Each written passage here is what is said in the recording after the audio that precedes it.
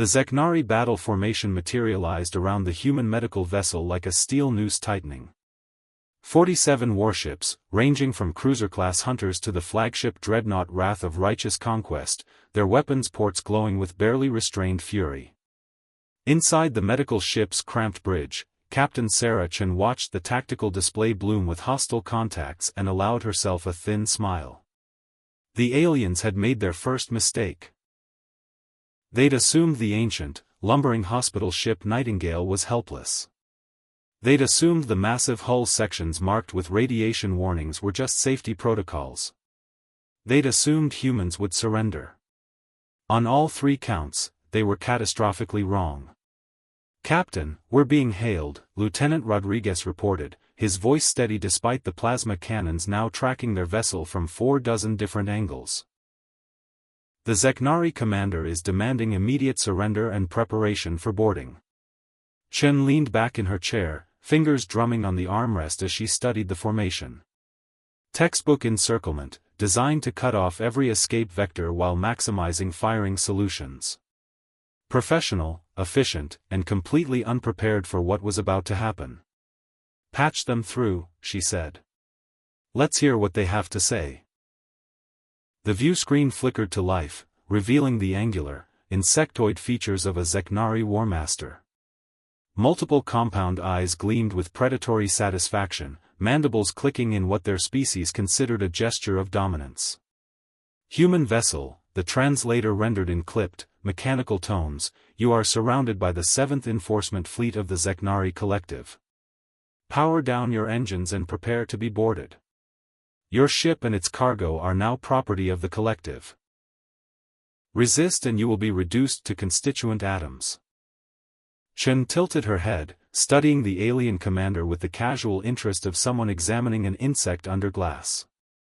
"Warmaster. I'm sorry, I didn't catch your name." The Zeknari's antennae twitched with irritation. "I am Warmaster Theknor, and I have destroyed 83 vessels in glorious combat.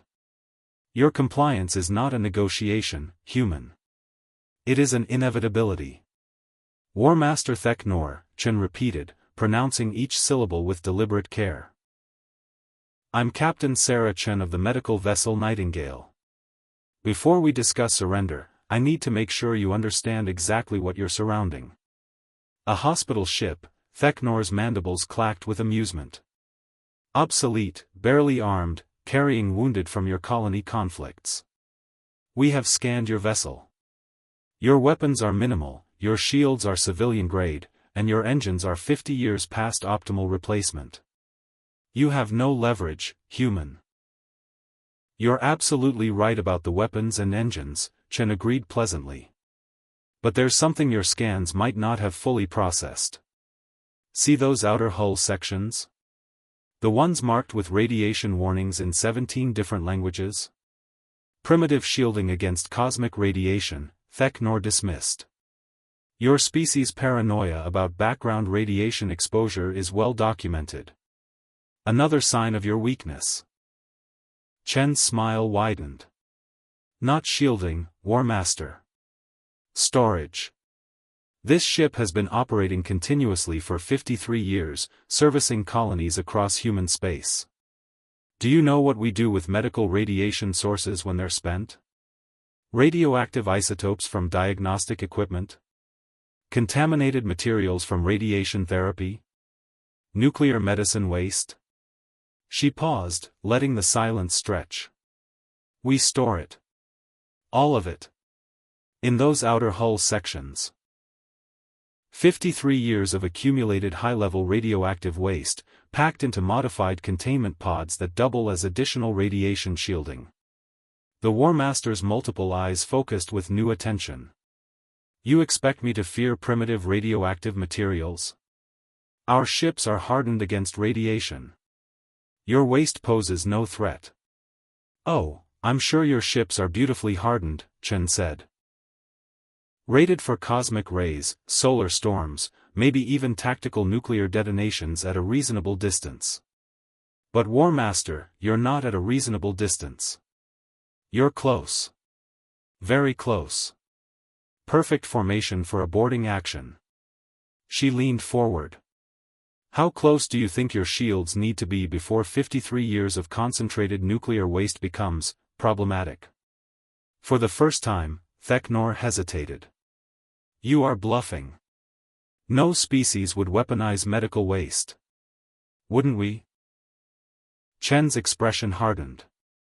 You declared war on human space 6 months ago. You've glassed 4 of our colonies. You've killed 17 million of my people. You think we're going to be polite about how we fight back? She gestured to Rodriguez. Lieutenant, give the War Master a reading on our hull sections. Let's show him what 53 years of accumulated waste looks like in terms of becquerels.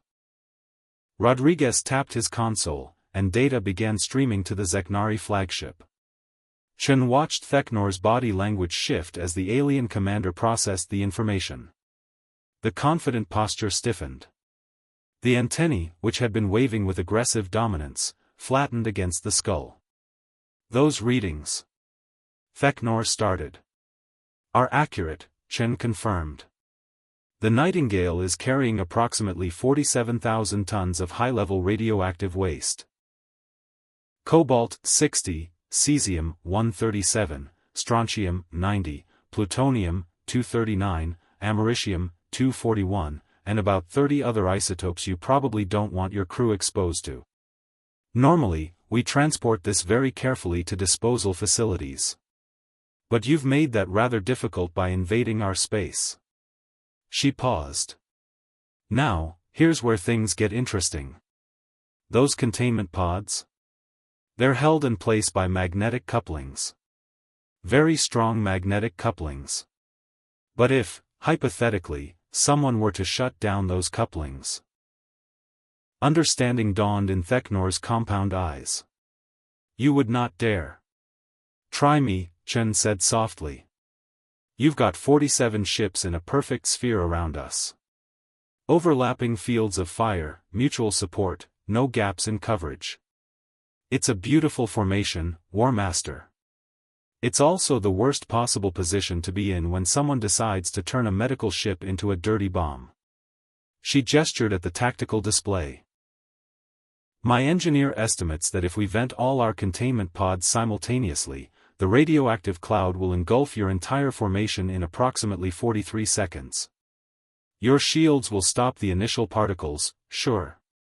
But we're talking about sustained exposure to radiation levels that would make a reactor meltdown look like a mild sunburn. The Zeknari commander's mandibles worked silently. Behind him, Chen could see other Zeknari officers moving with sudden urgency, checking displays, running calculations. Your own ship would be destroyed, Theknor said, but the conviction had drained from his voice. Probably, Chen agreed. But that's why we call it a medical ship, War Master. Everyone aboard volunteered. We've all made peace with our mortality. The question is, have your 47 ships full of crew members made peace with theirs? Rodriguez cleared his throat. Captain, engineering reports the magnetic coupling system is armed and ready. On your command. Chen never took her eyes off Theknor. You have 2 minutes to begin withdrawing your fleet to minimum safe distance. For every ship that remains within 2,000 kilometers after that deadline, I will vent 1 containment pod. That gives me approximately 470 pods to work with. More than enough to turn this entire sector of space into a radiation hazard zone that'll require cleanup crews for the next 1,000 years. You're insane, Theknor hissed. No, Chen corrected. I'm human. And you're learning the difference. She made a show of checking her chronometer. 1 minute, 55 seconds, War Master. I suggest you start making calls. The view screen went dark as Theknor cut the connection. Chen immediately turned to Rodriguez. Are they moving? Not yet, Captain. But, wait. I'm reading massive communication bursts between the flagship and the other vessels. Encrypted, but the volume suggests urgent commands. Chief Engineer Marcus Webb's voice crackled over the intercom. Bridge, this is engineering. I've got the coupling controls right here. Just say when. Hold position, Marcus, Chen replied. Let's give them a minute to think about it. Captain, Rodriguez said, his voice tight with tension, I'm reading weapon charging signatures on 12 of the cruisers.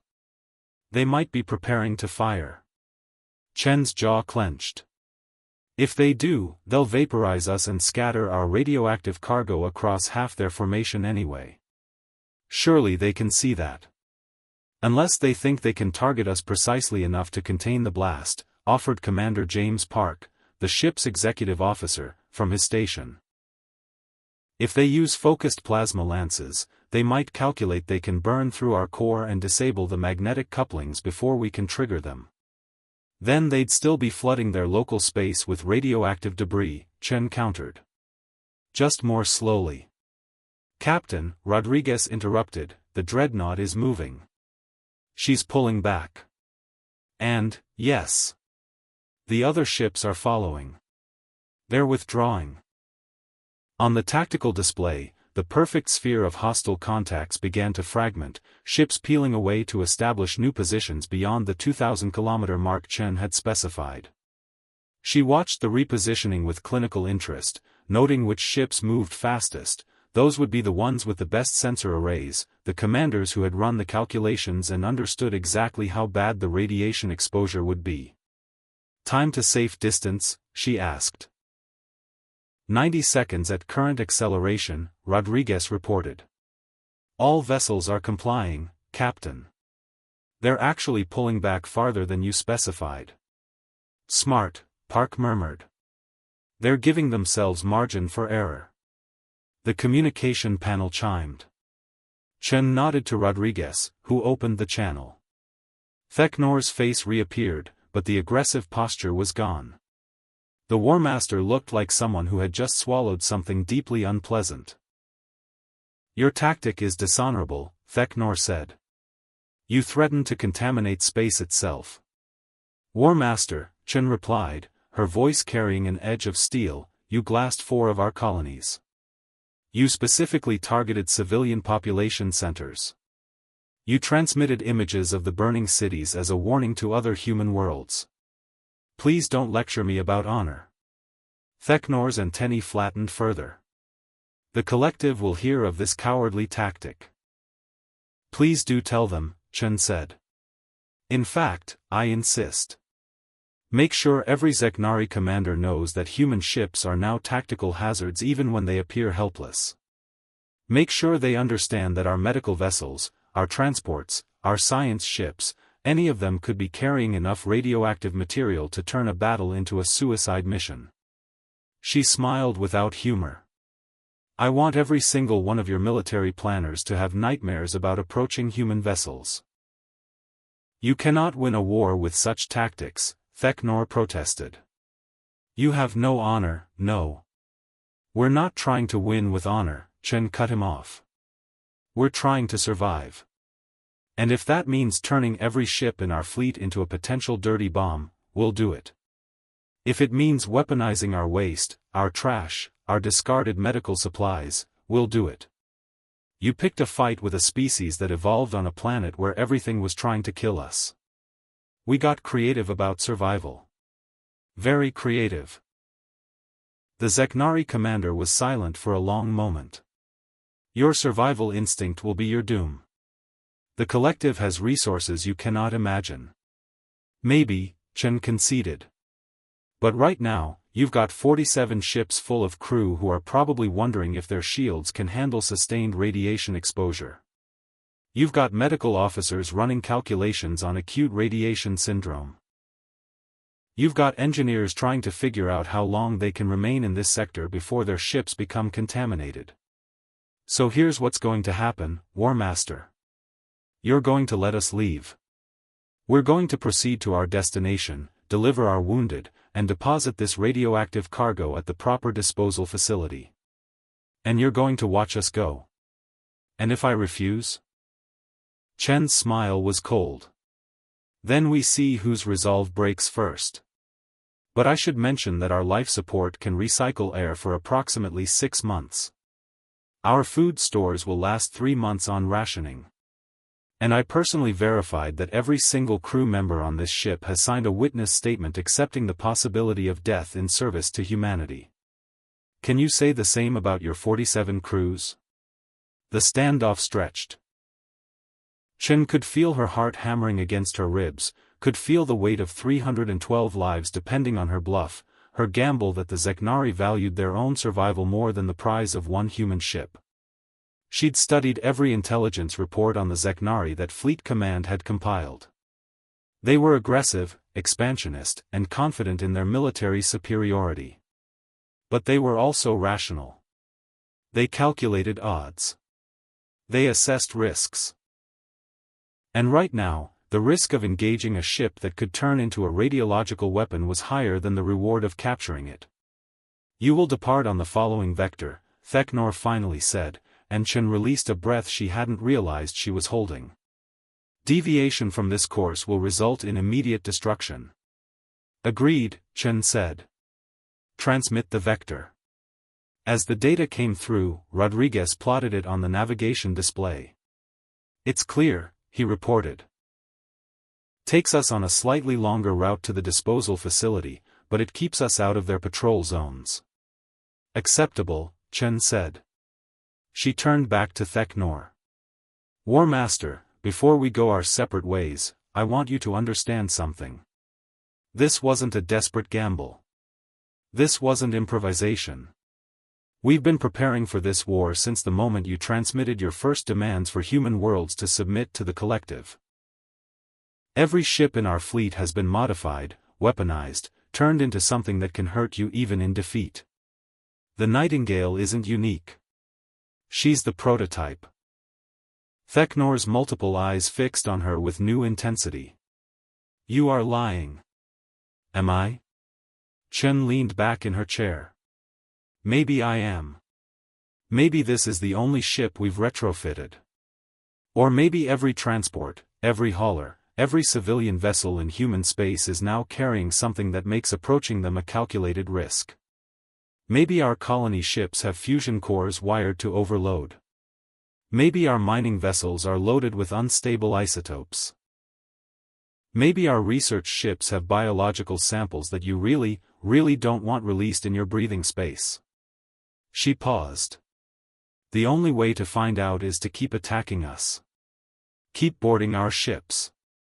Keep surrounding our vessels with your perfect formations. Eventually, you'll discover which ones are harmless and which ones are traps. The War Master's body language betrayed growing unease. The collective does not fear human desperation. Then you're fools, Chen said flatly. Because desperate humans are the most dangerous thing in the galaxy. We don't fight the way you expect. We don't lose the way you want. We adapt, we improvise, we turn our weaknesses into weapons. And we remember every single one of our dead. Her voice dropped to a near whisper that somehow carried more weight than a shout. 17 million of our people, War Master. We remember every one. And we will make you pay for each of them in blood and terror and nightmares. She cut the transmission before Theknor could respond. The view screen went dark, leaving only the tactical display with its slowly dispersing constellation of hostile contacts. Engineering, Chen called, maintain readiness on the magnetic coupling controls. If even one of those ships twitches toward us, we execute. Understood, Captain, Marcus confirmed. The whole system is on a dead man switch now. If we lose power, if we lose communications, if anything happens to the bridge, the couplings release automatically. Park glanced at Chen. You weren't bluffing about that part. No, Chen said quietly. I wasn't. If they call us on it, we go through with it. Everyone aboard knows the stakes. Rodriguez manipulated his controls, and the Nightingale's ancient engines rumbled to life. The medical ship, massive and ungainly, began to move along the prescribed vector, threading through the gap in the Zeknari formation. Chen watched the hostile contacts maintain their distance, none of them moving to intercept. We're clear of their immediate formation, Rodriguez reported after several tense minutes. Maintaining course and speed. No signs of pursuit. They're watching us, though, Park noted. Multiple active sensor locks. They're tracking every meter we travel. Let them watch, Chen said. Let them wonder if we're really carrying what I said. Let them calculate the odds. She turned to her executive officer. Commander Park, I want a full report compiled on this engagement. Every detail, every word exchanged, every tactical consideration. We're going to distribute this across the entire fleet. You want other captains to know the playbook, Park said, understanding dawning. Exactly. If the Zeknari think this was unique, they might dismiss it as a one-off. But if they start seeing patterns, if they start hearing reports of other human ships using similar tactics, it'll amplify the psychological effect. They'll approach every engagement with uncertainty. They'll hesitate. And in combat, hesitation kills. The hours crawled past as the Nightingale made its way through the contested space. Chen remained on the bridge, unwilling to leave while they were still technically in enemy territory. She watched the sensor displays, tracking the Zeknari ships as they maintained their distant observation. Twice, additional Zeknari vessels appeared on long-range scans, drawn by reports of the standoff. Each time, they maintained cautious distance, unwilling to test the human captain's resolve. It was Rodriguez who noticed it first. Captain, I'm picking up a transmission burst from the Zeknari fleet. Looks like they're sending a priority message back to their command structure. Can you intercept it? Chen asked. Already on it, Rodriguez replied, fingers flying across his console. It's encrypted, but, wait. The encryption is breaking down. They're using a lot of bandwidth, which means they're transmitting visuals, detailed sensor logs, everything. He paused, listening to his earpiece. Signal core automated intercept is getting fragments. Translating now. Chen waited while Rodriguez compiled the information. When he looked up, his expression was grim. Captain, the translation is rough, but the gist is clear. Theknor is reporting a biological hazard threat from human vessels. He's recommending that all Zeknari forces maintain minimum safe distance from human ships and avoid boarding actions until proper radiation containment procedures can be developed.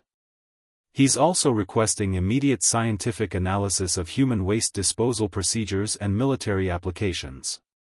Park whistled softly. We spooked them. Actually spooked them. It's more than that, Chen said, her mind racing through the implications.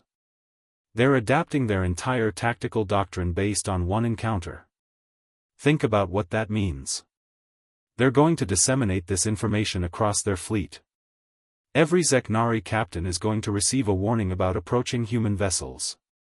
They're going to start treating us like we're all potential radiological hazards. Which buys us time, Park concluded.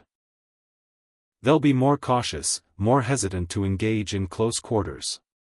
It might give our actual combat vessels an edge. More than an edge, Chen said. It changes the psychological framework of the entire war. We're no longer just the underdog species fighting for survival. We're the unpredictable variable, the enemy that might have hidden weapons you can't scan for, can't defend against with conventional shields. She turned to Rodriguez. Make sure that intercept gets forwarded to fleet intelligence immediately. Highest priority. Already done, Captain. They'll have it in the next tight beam relay. The Nightingale continued its journey, leaving the Zeknari formation far behind. As they approached the boundary of contested space, Chen finally allowed herself to relax slightly. The tactical display showed no hostiles within intercept range. They'd made it. Captain, the communications officer called out, incoming transmission from Fleet Command. It's Admiral Kowalski, ma'am. She's requesting immediate real-time contact. Chen straightened in her chair. Put her through. The view screen flickered to life, revealing Admiral Patricia Kowalski's weathered features. The Admiral's gray hair was pulled back in a severe bun, and her expression carried the weight of a woman who had spent 6 months directing humanity's desperate war against a superior enemy. But as she looked at Chen, something like approval flickered in her eyes. "Captain Chen," Kowalski said without preamble, "I've read the preliminary report on your encounter with the Zeknari 7th Enforcement Fleet. I've also reviewed the intercepted communications. Is it true? Did you face down 47 warships with nothing but medical waste and balls of steel?" Chen couldn't help but smile. "The medical waste was real, Admiral. The willingness to use it was real. Everything else was psychological warfare." "Psychological warfare that worked," Kowalski said. "I'm looking at updated tactical assessments from across the front. The Zeknari have distributed Theknor's warning to at least 3 other fleets. They're implementing new protocols for engaging human vessels. Mandatory sensor sweeps for radiological signatures. Increased minimum engagement distances. They're treating every single one of our ships like a potential dirty bomb." The Admiral's smile was predatory. "Captain, you've just weaponized the entire concept of human logistics." "It was a desperate bluff, ma'am," Chen admitted. "If Theknor had called it, we'd all be dead or captured right now." "But he didn't call it," Kowalski countered. "Because you understood something crucial about the Zeknari. They're not warriors seeking glorious death. They're conquerors seeking profitable expansion. The cost-benefit analysis has to work in their favor. You made the cost too high and the benefit too uncertain." She paused. "How many ships did you say you have in your medical fleet?" 17 operational hospital ships, Admiral. Plus another 33 dedicated medical transports. "And how many of them are actually carrying significant radioactive cargo like the Nightingale?" Chen met the Admiral's gaze steadily. "Only the Nightingale, ma'am. The others are running standard operations." "But the Zeknari don't know that," Kowalski said. "And now we have an opportunity. I'm issuing orders to modify the hull markings on all medical and transport vessels. Every ship is going to display radiation warning symbols. Every ship is going to show elevated radiation signatures in their outer hull sections. We'll use low-level isotopes from standard operations to make the readings plausible. And every captain is going to receive updated protocols on how to present their vessel as a potential radiological threat." Park leaned toward Chen and whispered, "She's turning your bluff into fleet-wide doctrine." "More than that," Kowalski continued, apparently having heard the comment. "I'm extending the concept to civilian vessels. Freighters, colony ships, mining operations. All of them are going to get upgraded sensor profiles and warning markings. We're going to make the Zeknari paranoid about approaching any human vessel." She fixed Chen with an intense stare. "Captain, you've bought us something precious. You've bought us uncertainty. The Zeknari thought they understood how humans fight. Thought they could predict our tactics. You've shown them they were wrong. And that changes everything." "What are the orders for the Nightingale, Admiral?" Chen asked. "Complete your current mission," Kowalski said. "Get your wounded to the medical facility, dispose of your radioactive cargo properly. Then report to the Prometheus shipyards. We're going to retrofit the Nightingale with actual weapon systems, better engines, improved shields. You're too valuable as a psychological asset to remain truly defenseless." The Admiral's expression softened slightly. "You did well, Captain. Your crew did well. Tell them the Admiralty is putting you all in for commendations." "Thank you, Admiral, but respectfully, we were just trying to survive." "That's exactly what makes it commendable," Kowalski replied. "You found a way to survive that also hurt the enemy. That's what this war is going to take: creativity, adaptability, and the willingness to use whatever weapons we have available." She paused. "The Zeknari made a fundamental mistake. They assumed that because we're technologically inferior, we're strategically inferior. They assumed that because our ships are older and our weapons are less advanced, we'd fight the way they expect. You proved them wrong. The communication ended, and Chen sat back in her chair, processing the implications. What had started as a desperate gambit to save her ship had evolved into a new dimension of the war. The Zeknari would now approach every human vessel with caution, with uncertainty, with the fear that any engagement might turn into a radiological nightmare. "Captain," Rodriguez said, breaking her reverie, "we're receiving a coded transmission from, it's the civilian transport Celestial Fortune. They're requesting secure channel." Chen frowned. Civilian transport? Why would they need secure comms with us? Patching them through now, Captain. The view screen changed to show a grizzled transport captain with the weathered look of someone who had spent decades in deep space. "Captain Chen? I'm Captain Marcus Delacroix of the Celestial Fortune. I just heard about your encounter with the Zeknari from the fleet update. Thought you'd want to know. We're a mining equipment transport, and we've been carrying depleted uranium shielding for reactor components. Tons of it. Never thought about it as a weapon before." Chen felt a slow smile spreading across her face. "Captain Delacroix, have you been in contact with Fleet Command about this?" "Just got off the horn with them," Delacroix confirmed. "They're sending a tactical officer to consult on how to weaponize our cargo manifest. Apparently, there are 17 other transports in the sector carrying similar materials." He grinned.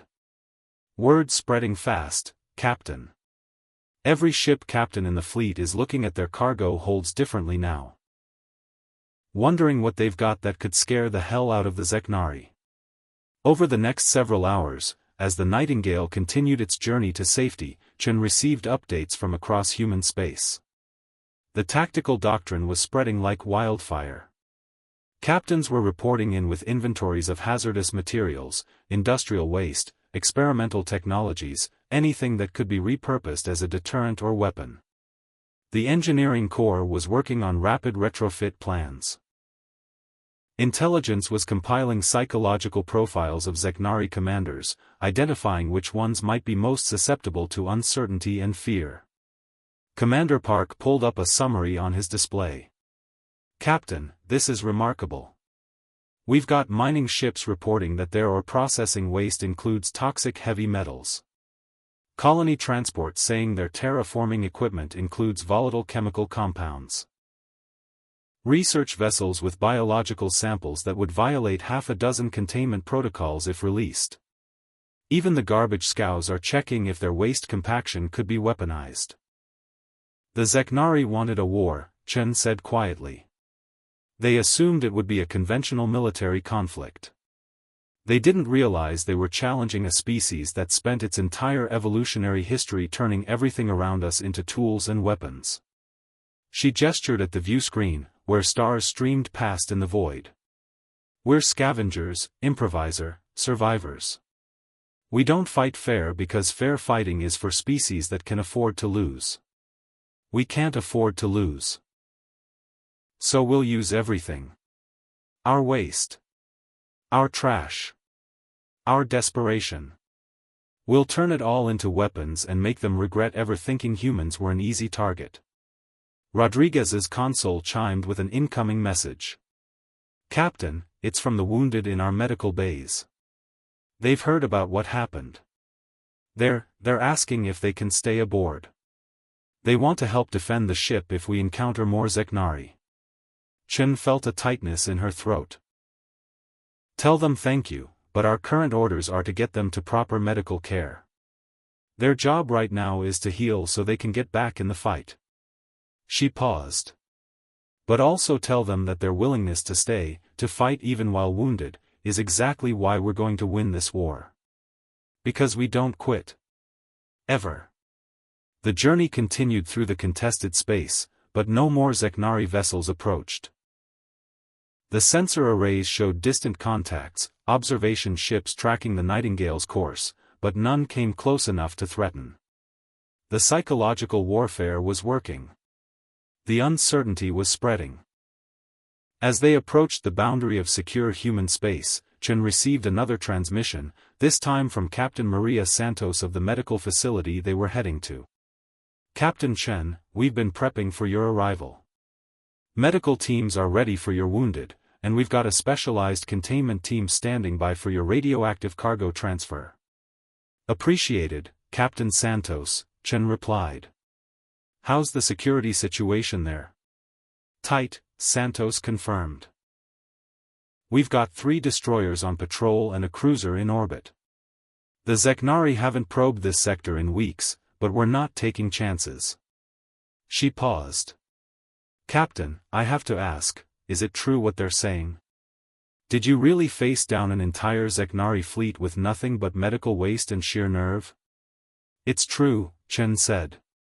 Though I'd prefer to call it tactical psychology rather than sheer nerve. Santos laughed. Whatever you call it, it's brilliant. We've already started modifying our own sensor profiles here at the facility. If the Zeknari decide to attack a medical station, they're going to think twice about it now. The psychological warfare unit is calling it the Chen Doctrine, make every target look like it might cost more than it's worth. That's a bit grandiose, Chen protested.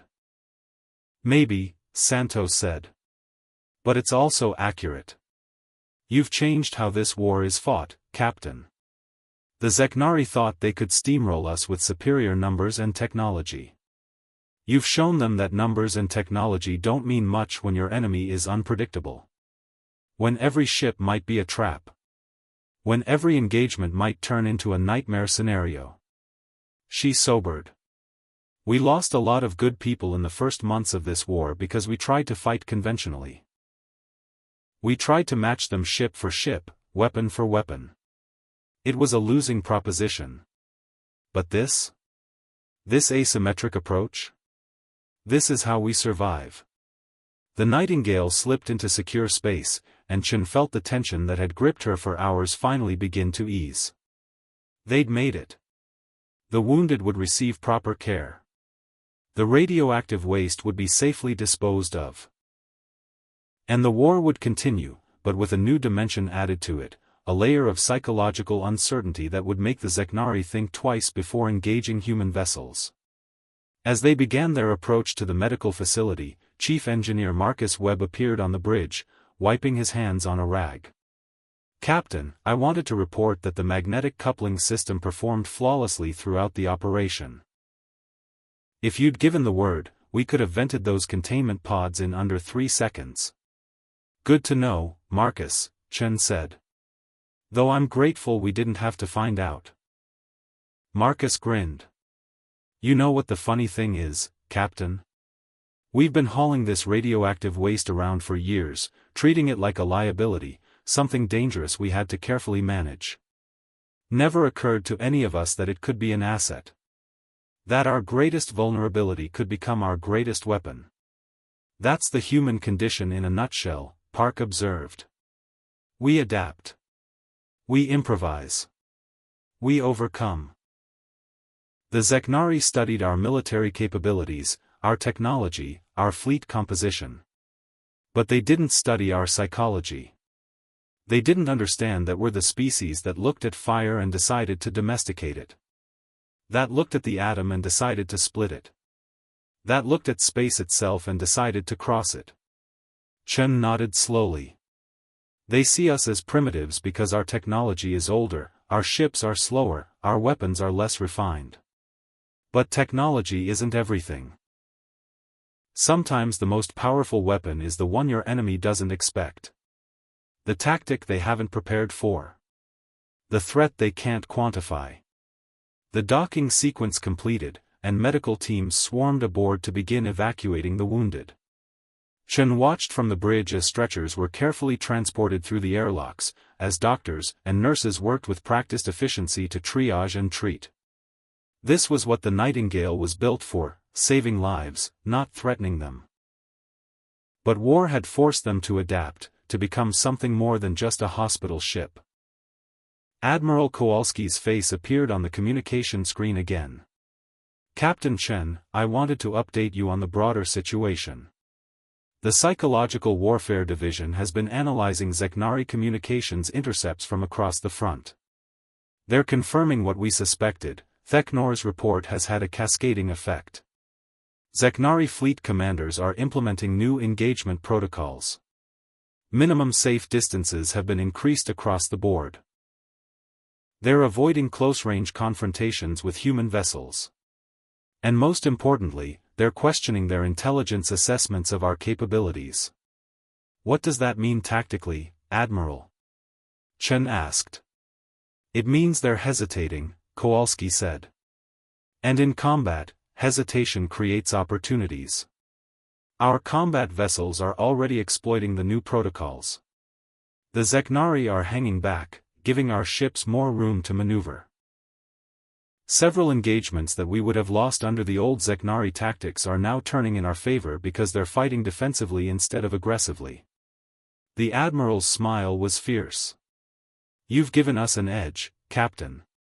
Now we need to press that advantage. What are the orders, ma'am? For you? Complete your refit at Prometheus shipyards and then return to operations. But I'm assigning you to a new task force, Psychological Operations Group 7. Your mission will be to reinforce the uncertainty we've created.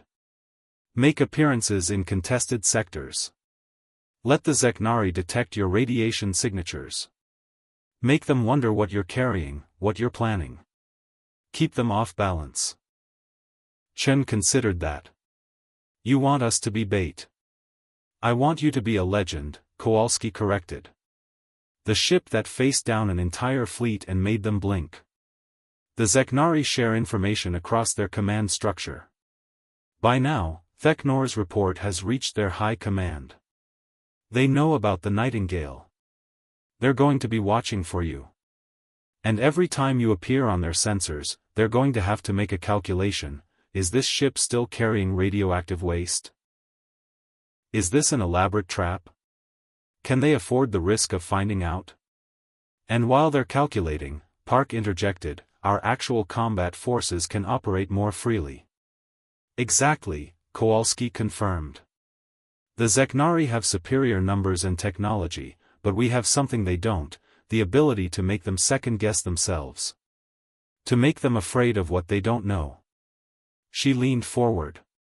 Captain, the first rule of asymmetric warfare is to never fight on your enemy's terms. The Zeknari want a straightforward military conflict where numbers and technology determine the outcome. We can't win that fight. So we change the terms. We make them fight in an environment of uncertainty, where every decision carries unknown risks. We make them paranoid. We make them cautious. We make them afraid. The communication ended, and Chen turned to her crew. You heard the Admiral. Once we complete our refit, we're going back out there. Not as a medical ship, but as a weapon of psychological warfare. Are you all in? To a person, the bridge crew nodded. Rodriguez spoke for all of them. Captain, we faced down 47 warships with nothing but radioactive trash and determination. I think we can handle being professional paranoia inducers. Over the following weeks, as the Nightingale underwent its refit, Chen watched the war evolve. Intelligence reports flowed in from across human space, painting a picture of a conflict in transformation. The Zeknari were still technologically superior. They still had more ships, more resources, more firepower. But their tactical doctrine was changing, becoming more cautious, more defensive. They were spending time and energy developing new sensors to detect radioactive materials. They were training crews in radiation containment procedures. They were implementing complex engagement protocols that slowed down their decision-making processes. All because of one encounter. One bluff. One captain who had refused to surrender and had instead weaponized the very thing that should have made her ship vulnerable. The Psychological Warfare Division sent her regular updates. Other captains were reporting successful deterrences using similar tactics. A transport captain had convinced a Zeknari patrol to withdraw by claiming his cargo hold contained experimental biological weapons. A mining ship had fought off boarders by threatening to vent its holds full of toxic extraction chemicals. A colony ship had avoided attack by displaying radiation signatures that suggested onboard nuclear reactors set to overload. Not all the tactics were bluffs anymore, either. Fleet Command had authorized the actual weaponization of hazardous materials on select vessels. Some ships were now genuinely carrying dirty bombs in their cargo holds. Others had been fitted with systems to disperse toxic or radioactive materials as a last resort. The bluff was becoming reality, and the Zeknari had no way to tell which ships were genuinely dangerous and which were just very good at pretending. Captain Santos from the medical facility transmitted a recording that had been intercepted from a Zeknari communication. Chen listened to it with her senior officers gathered around. The Zeknari voice, translated by the computer, was tight with frustration. "Command, this is Scout Vessel Seeker of Truth. We have located a human transport convoy, 4 vessels, low-value targets. However, all 4 vessels are showing elevated radiation signatures in their hull sections. Requesting guidance on engagement protocols." The response from Zeknari Command came after a long pause. "Seeker of Truth, maintain surveillance distance. Do not approach within 5,000 kilometers. Do not attempt boarding actions. Update threat assessment data and continue monitoring." Santos appeared on screen, grinning. "That was a convoy of grain transports, Captain. Literally carrying agricultural products. But they'd been fitted with low-level radioactive isotopes in their hull plating, just enough to register on scans. The Zeknari are now treating food shipments like potential radiological weapons." Chen shook her head in amazement. "We've weaponized uncertainty itself. And it's spreading beyond just our fleet," Santos continued. "The civilian shipping guilds are demanding that all their vessels receive similar modifications. They're seeing it as insurance against Zeknari attack. The private contractors, the independent haulers, everyone wants in on this." Park pulled up a tactical analysis on his display. "The economic implications are significant, Captain. The Zeknari campaign was predicated on capturing human resources intact, planets, infrastructure, industrial capacity. But if they can't safely approach our vessels, if they can't board our stations, if every target might be contaminated or booby-trapped, then the value proposition of their invasion decreases dramatically. War is ultimately about cost-benefit analysis," Chen agreed. "You conquer if the expected gains exceed the expected costs. We're inflating their cost calculations while making the gains uncertain. At some point, the math stops working for them." The refit of the Nightingale proceeded rapidly. The shipyard crews worked around the clock, installing military-grade engines that could generate 3 times the thrust of the old civilian models. New shield generators went in, proper military hardware that could withstand sustained fire. Weapon systems were mounted. Nothing too heavy, as the hull structure couldn't support battleship-class armaments, but enough railguns and missile tubes to make the Nightingale a legitimate threat rather than just a psychological one. But the most important modifications were the ones designed to enhance the ship's signature as a radiological threat. Additional shielding went into the hull sections, fitted with systems that could manipulate radiation signatures. At the flip of a switch, the Nightingale could make herself look like she was carrying anything from mild medical isotopes to weapons-grade plutonium. The engineers even installed a dispersion system that could vent harmless but detectable radioactive particles, creating a radiation cloud that would trigger every alarm on Zeknari sensors while being essentially harmless to anyone with basic shielding. Chief Engineer Marcus Webb gave Chen a tour of the new systems. "Captain, the beauty of this setup is that we can tailor our threat profile to the situation. Facing a single scout ship? We can look mildly dangerous, just enough to make them cautious. Facing a full battle group? We can light up their sensors like we're carrying enough radioactive material to contaminate an entire star system. And the actual medical capabilities? Chen asked. Fully preserved, Marcus assured her.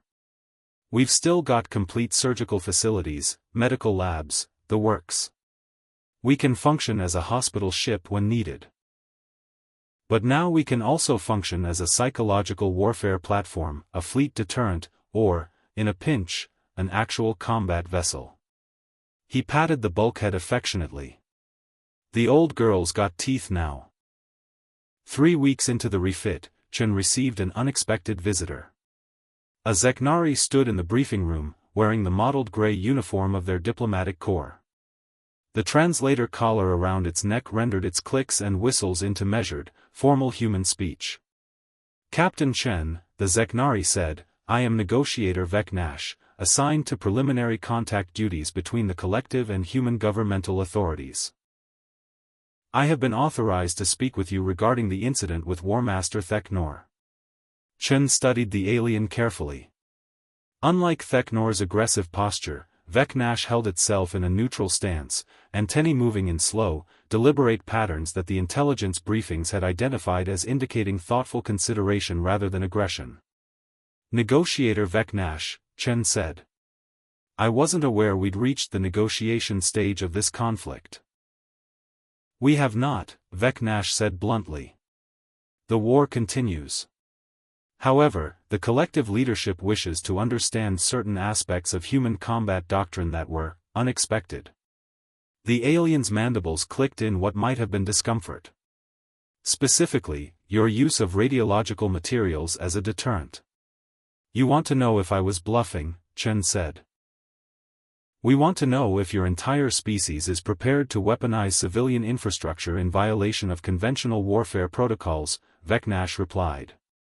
The concept is disturbing to us. Chen leaned back in her chair. Negotiator, let me explain something about humans. We evolved on a planet where almost everything was trying to kill us. Predators, diseases, environmental hazards, survival required constant adaptation, constant innovation. We learned to use everything around us as tools and weapons. Fire, stone, metal, chemicals, eventually nuclear energy. We don't distinguish between civilian and military resources when our survival is at stake. Everything becomes a weapon if we need it to be. That philosophy makes peaceful coexistence difficult, Vecnash observed. You're the ones who declared war on us, Chen shot back. You glassed 4 of our colonies. You killed 17 million civilians. You expected us to surrender or fight conventionally. We chose option 3, fight unconventionally. Use whatever advantages we have, exploit whatever weaknesses you show, and make the cost of victory so high that you question whether it's worth paying. Vecnash was silent for a moment, antennae moving in rapid, agitated patterns. The collective has conquered 47 species. None have employed tactics such as yours. Then none of them were human, Chen said. We don't surrender. We don't accept defeat. We adapt and overcome. If that means turning our garbage into weapons, we'll do it. If that means sacrificing ships to achieve strategic objectives, we'll do it. If that means making every single engagement a potential trap, we'll do it. She leaned forward. Here's what you need to understand, negotiator. The collective thought this would be a quick war. Overwhelming force, rapid capitulation, another conquered species for your empire. But we're not going to capitulate. And every day this war continues, we get better at fighting you. We learn your tactics. We develop counters. We find new ways to make your superior technology irrelevant. You cannot win through unconventional tactics alone, Vecnash said. Eventually, numbers and resources will determine the outcome. Maybe, Chen conceded. But in the meantime, we're going to make this war so costly, so unpredictable, so psychologically exhausting for your forces that your leadership will have to question whether conquering human space is worth the price. We're going to make your soldiers afraid to approach our ships. We're going to make your commanders hesitate before engaging. We're going to turn every battle into a calculation where the risks are unknown and the rewards are uncertain. Vecnash's body language shifted, antennae flattening in what the briefings had identified as a sign of deep consideration. Your species fights with fear as a weapon. Fear, uncertainty, and doubt, Chen agreed. The collective has superior firepower. So we make firepower less relevant by making engagement itself questionable. It's a classic strategy for asymmetric warfare: change the battlefield to favor your strengths and exploit your enemy's weaknesses. And what are the collective's weaknesses? Vecnash asked. Chen smiled. You're rational. You calculate odds. You value your lives and your ships. You fight for conquest and profit, not survival. Those are all weaknesses when facing an enemy that's irrational enough to use medical ships as radiological weapons, that value survival over profit, and that's willing to accept astronomical costs to achieve strategic objectives. The Zeknari negotiator stood motionless for several seconds. Finally, it spoke again. I will convey your perspective to the collective leadership. However, I must warn you that your tactics may provoke escalation rather than negotiation. Then escalate, Chen said flatly. Hit us harder. Throw more ships at us. See what we come up with next. Because here's the thing about humans, negotiator, we're most dangerous when we're cornered. When we have nothing left to lose. Push us hard enough, and you'll find out exactly how creative we can get about inflicting damage on our enemies. Vecnash departed shortly after, leaving Chen alone with her thoughts. The conversation had been enlightening. The Zeknari were truly rattled by the new human tactics. They were trying to understand, to categorize, to develop countermeasures. But the whole point of asymmetric warfare was to remain unpredictable, to keep adapting faster than the enemy could respond. When the Nightingale's refit was complete, Chen took her ship back into contested space as part of Psychological Operations Group 7.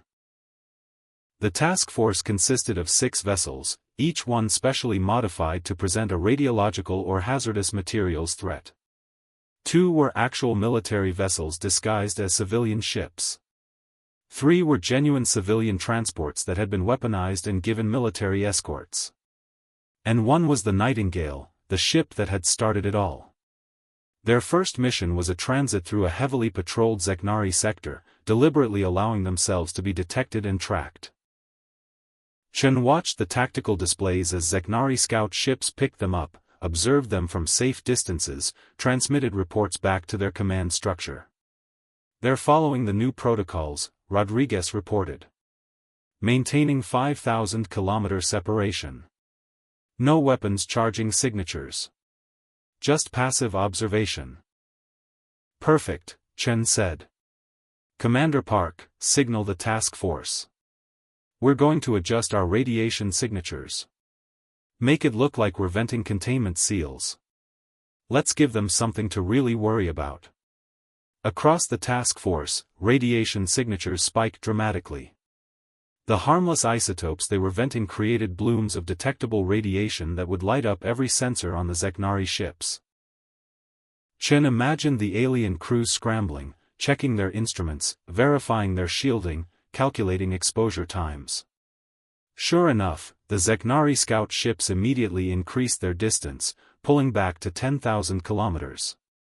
One of them broke off entirely, heading back toward Zeknari space at maximum acceleration. Looks like we spooked them, Park observed with satisfaction. More than that, Chen said, studying the sensor data. They're running. Not retreating tactically. Actually running. They're prioritizing getting away from us over maintaining surveillance. That's pure fear response, not rational tactical assessment. The psychological warfare worked beyond even Fleet Command's expectations. Over the following months, the Nightingale and her sister ships conducted dozens of operations in contested space. Each time, Zeknari forces pulled back, maintaining excessive safe distances, avoiding engagement. Several times, human combat vessels were able to exploit the Zeknari caution to win battles that should have been losses. The intelligence reports showed the cascading effects. Zeknari crew morale was declining. Complaints were being filed about radiation exposure risks. Medical officers in the Zeknari fleet were reporting increased anxiety among crew members assigned to patrol human space.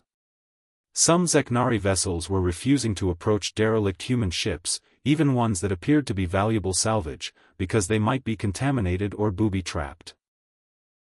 Admiral Kowalski transmitted a comprehensive strategic assessment 6 months into the campaign. Captain Chen, the Psychological Warfare Division, has completed their analysis. The bottom line is clear: your tactics have fundamentally altered the dynamics of this war. The Zeknari are now fighting defensively across most fronts. Their advance has stalled. They're spending enormous resources developing new sensors, new protocols, new training regimens to counter our radiological threat. And all of it is based on the perception that we're weaponizing hazardous materials fleet-wide. What percentage of our ships are actually carrying weaponized hazardous materials, Admiral? Chen asked. Kowalski smiled. Classified. But less than the Zeknari think and more than you might expect. The beauty is that they can't tell the difference. Every human ship is now a potential threat in their eyes.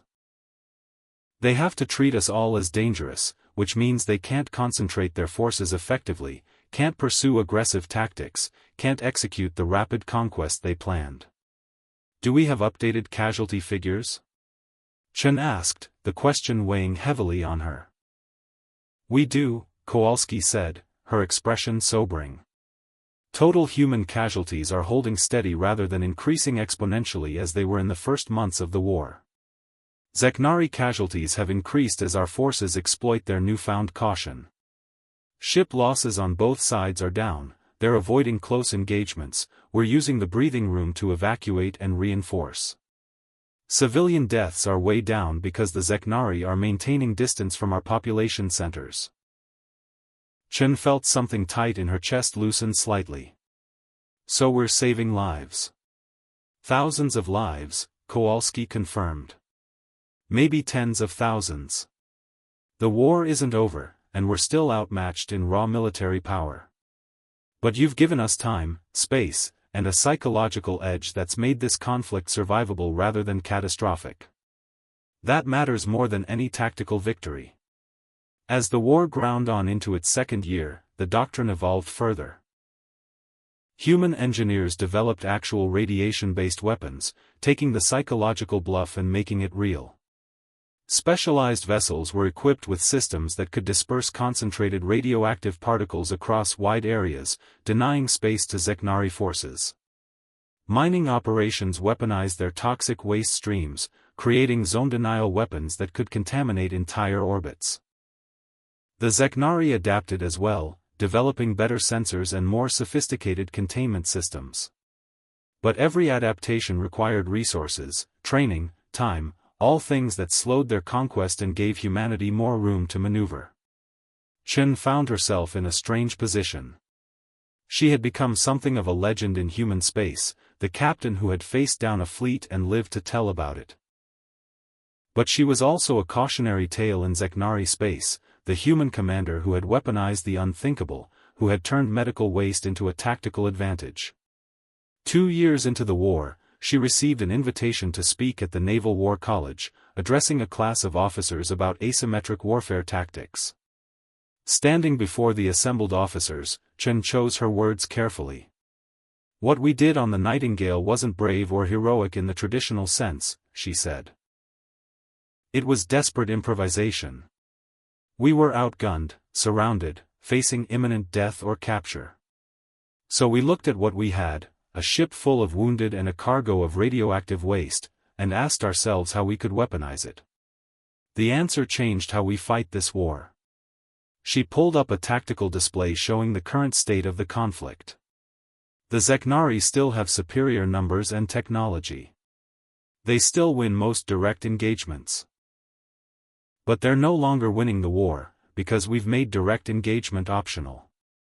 We've created an environment where every human vessel is potentially dangerous, where every encounter might be a trap, where certainty has been replaced with doubt. A young lieutenant raised his hand.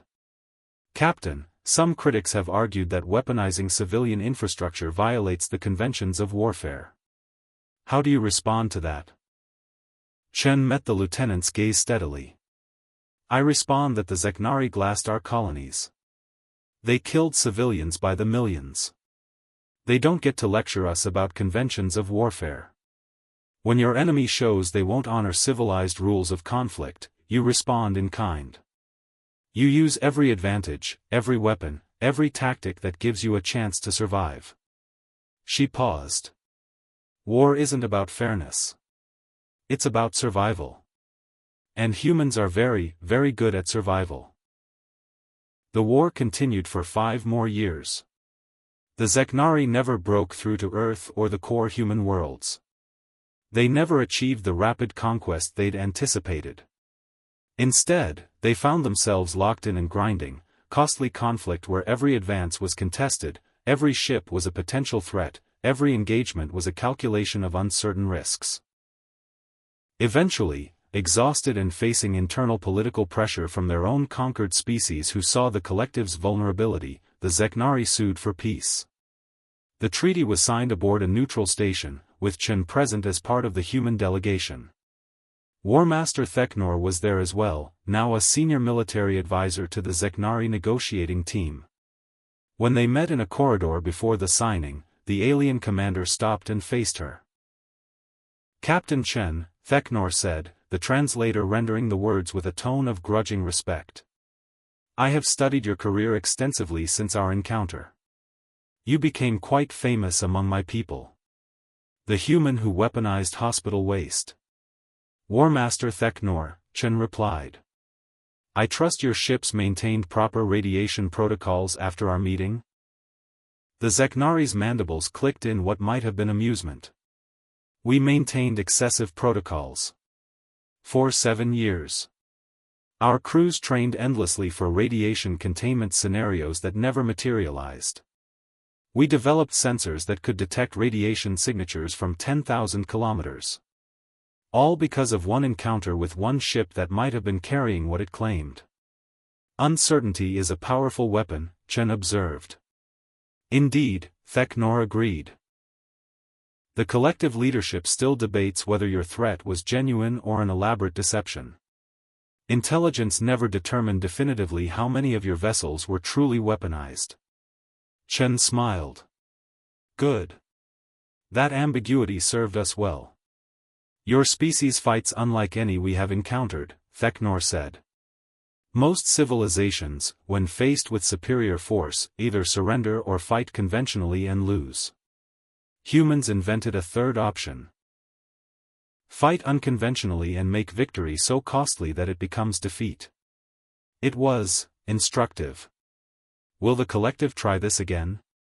Chen asked bluntly. With us or with another species? Theknor's antennae moved in slow, thoughtful patterns. The collective reassesses its expansion doctrine. The cost-benefit analysis of conquest has changed when facing enemies who weaponize their infrastructure, who turn their weaknesses into strengths, who refuse to accept conventional defeat. It may be that the age of easy conquest is ending. Good, Chen said. Because if you try it again, we'll be ready. And next time, you won't have the luxury of learning our tactics during the war. You'll face them from day one, fully developed, fully weaponized. The peace treaty was signed. Boundaries were established. Reparations were negotiated. The Zeknari withdrew from human space, leaving behind devastated colonies and 17 million dead. But humanity had survived, had adapted, had found a way to fight that turned technological inferiority into strategic advantage. 10 years after the war ended, the Nightingale was decommissioned and installed as a museum ship in orbit around Earth. Chen stood on the bridge one last time, now an admiral herself, looking at the command chair where she'd sat during those desperate hours facing Theknor's fleet. Strange to think this all started with garbage, Commander Park said, standing beside her. He'd been promoted to captain of his own ship years ago but had come for the decommissioning ceremony. Not garbage, Chen corrected gently. Resources. We just had to look at them the right way. She gestured at the displays, now dark and inactive. The Zeknari made a fundamental mistake. They looked at humans and saw primitives with old ships and outdated weapons. They didn't see the adaptive intelligence, the creative problem-solving, the sheer stubborn refusal to accept defeat. Do you think it's really over?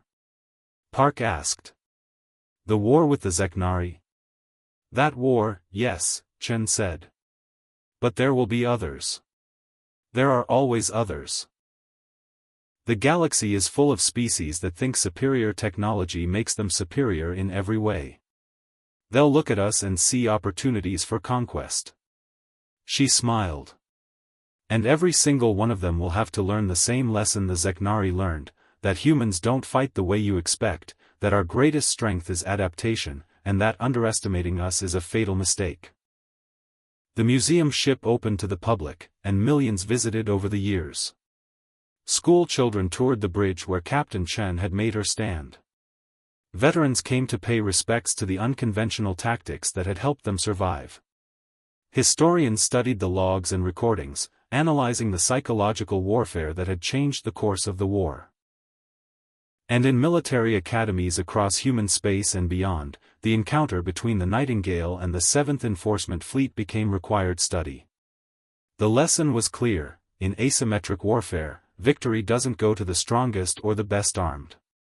Victory goes to whoever can most effectively weaponize their advantages while neutralizing their disadvantages. And humanity had proven themselves masters of that particular art. The Nightingale's legacy lived on in every transport that maintained radiation warnings on its hull, every civilian ship that projected an uncertain threat profile, every human vessel that made potential enemies calculate whether engagement was worth the risk. The ship that had bluffed its way past 47 warships with nothing but medical waste and nerve had taught humanity a crucial lesson. That sometimes the most powerful weapon isn't the one that does the most damage, but the one that makes your enemy afraid to fight at all. And in the cold mathematics of warfare, fear was proving to be humanity's most effective deterrent, more powerful than any weapon, more reliable than any shield, more enduring than any victory won through conventional means. The galaxy had learned to be wary of human ships, human tactics, human creativity. And that wariness, that uncertainty, that fear. That was the real legacy of the Nightingale and her crew. They had weaponized doubt itself, and in doing so, had shown humanity a path to survival among the stars.